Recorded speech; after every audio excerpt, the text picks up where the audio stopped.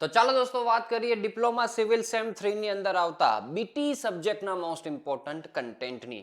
Chapter wise દોસ્તો તમને IMP આપું છું. જ્યારે તૈયારી તમે કરવા માંડો ત્યારે આ ટોપિકો ઉપર વિશેષ ફોકસ કરજો. ખૂબ સારા માર્ક્સ તમને પ્રાપ્ત થશે.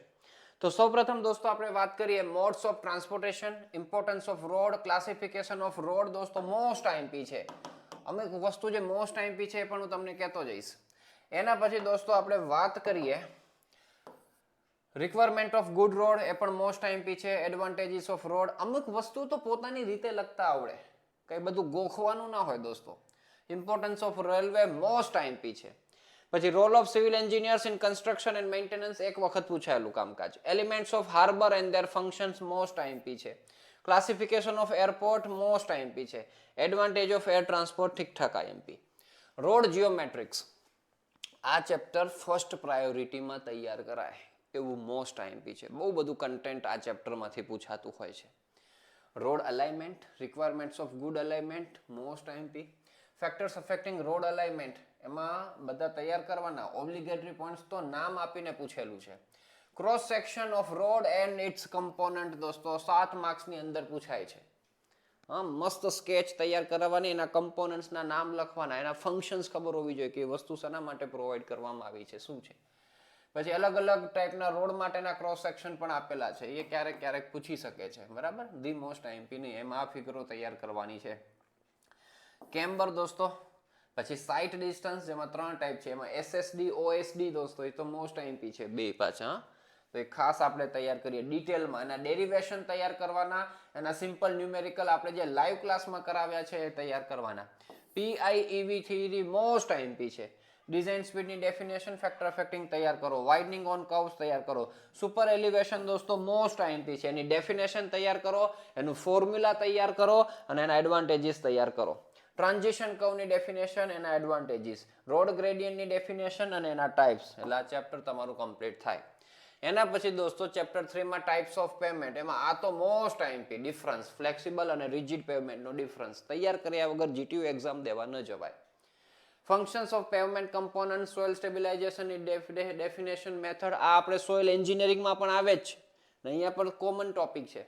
બિટ્યુમિન, tar, cutback, asphalt, prime coat, tack coat, seal coat, definition. Test on bitumen most IMP છે દોસ્તો.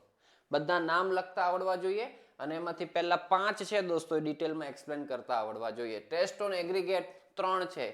એમાં impact value test most IMP છે. પણ આ તૈયાર કરો તો બીજી 2 પણ તૈયાર થઈ જશે. ક્રસિંગ વેલ્યુ ટેસ્ટ પણ તમારી તૈયાર થઈ જશે.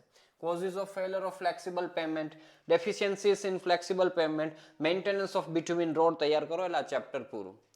ફોર્થમાં ઇમ્પોર્ટન્સ અથવા તો purpose of drainage, requirement of good drainage દોસ્તો મોસ્ટ આઈએમપી છે. Method of surface drainage, method of surface subsurface drainage. હવે એમાં કન્ડિશન અને લોવરિંગ ઓફ વોટર ટેબલ, આ જે એક મેથડ છે એ ડિટેલમાં તૈયાર કરવાની છે. અને કઈ કન્ડિશન્સની અંદર સબસર્ફેસ ડ્રેનેજ આપણે પ્રોવાઈડ કરવું પડે એ તૈયાર કરો. પછી maintenance of surface and subsurface drainage, એટલે આ ચેપ્ટર થાય પૂરું.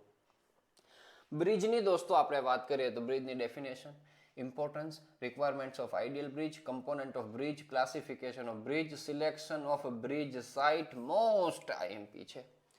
Data to be collected for the location of bridge site, FLEX, freeboard score ની definition, economic span ની definition, functions દોસ્તો most IMP, pier, abutment, whipholes, importance of bearing, types of bearing ના નામ યાદ રાખો, એક જ ડિટેલમાં તૈયાર કરો free bearing, અને defects in bridge and remedial measures. મોટું ચેપ્ટર છે.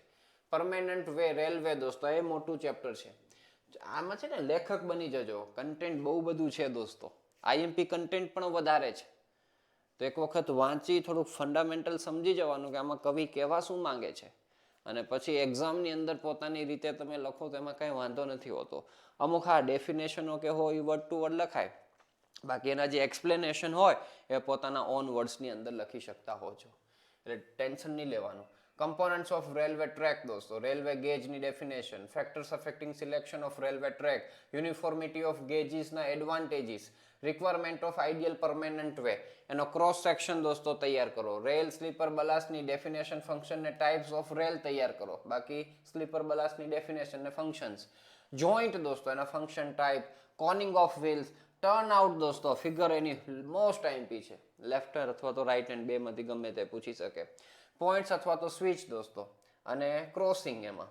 તો એની ડેફિનેશન, ટાઈપ્સ ઓફ ક્રોસિંગમાં નામ બધા યાદ રખાય, ડિટેલમાં સીઝર્સ તૈયાર કરો વિથ સ્કેચ.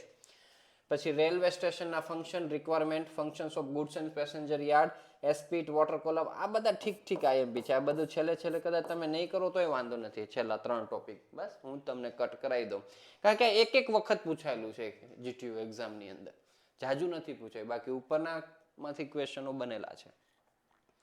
એના પછી દોસ્તો વોટર ટ્રાન્સપોર્ટેશનમાં requirements of good harbour most IMP છે. પછી elements of harbour and their functions એ પણ ખાસ તૈયાર કરજો. ફિગર આખી આપેલી છે તે.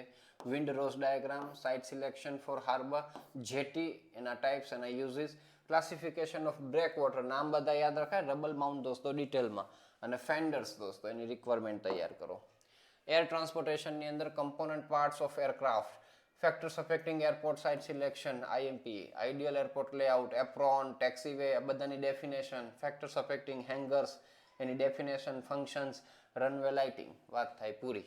ઓકે, તો આટલું કન્ટેન્ટ છે, ખૂબ સારી રીતે તૈયાર કરજો. ચાલો દોસ્તો, ઓલ ધ બેસ્ટ. ખૂબ સારા માર્ક્સ તમે પ્રાપ્ત કરો એવી શુભેચ્છાઓ અને શુભકામનાઓ સાથે આ વિડીયોની કરીએ આપણે સમાપ્તિ. Thank you so much.